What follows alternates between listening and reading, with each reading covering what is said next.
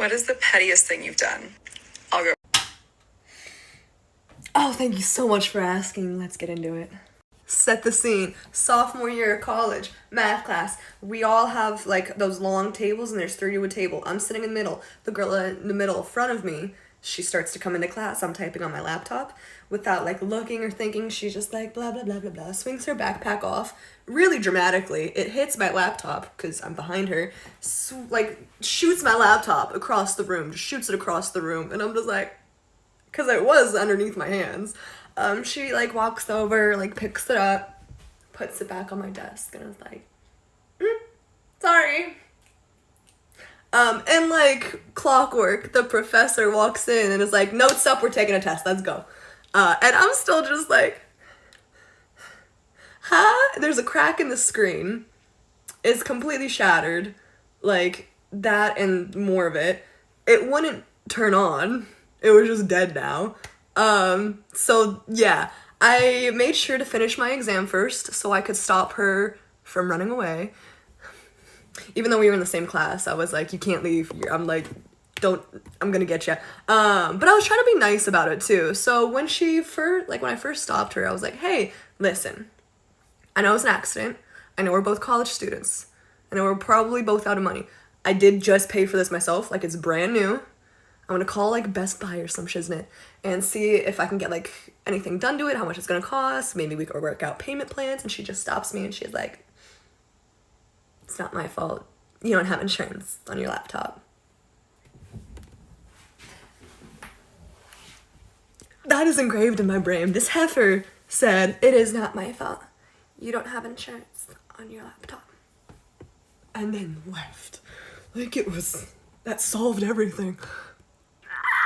So naturally I sued her. To small claims court, sue somebody, you need their address. I didn't know this. She apparently did already. Maybe she was been sued before because she sucks. But I tried to find her information online for months. This took months. I was determined to sue this girl, and she must have paid to wipe her information because I had to hire a private investigator to find her. And it worked, okay? So, after 8 months, I hired a private investigator. We show up to the court date, and I have my laptop that's broken and the charger, and she brought with her evidence of me calling her a biatch over text. And the judge laughed at her like, yeah, I would too. What about it?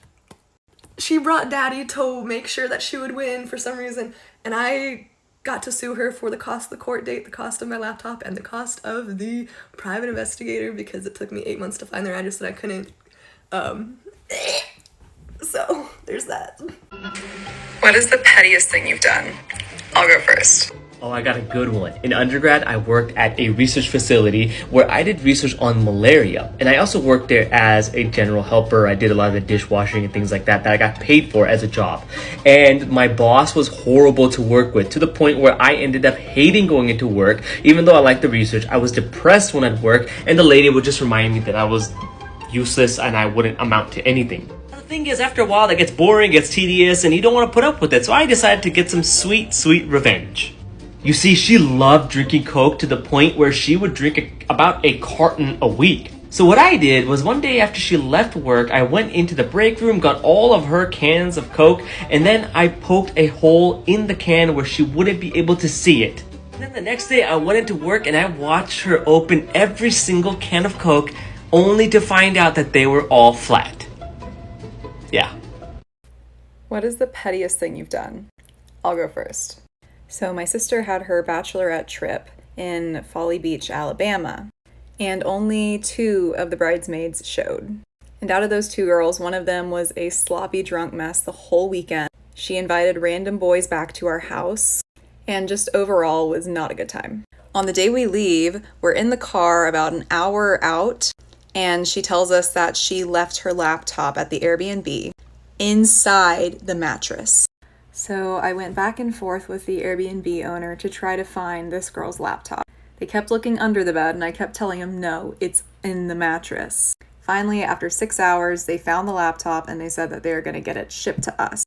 Mind you, we gave this girl the option to turn around and she said, nope, let's just have it shipped.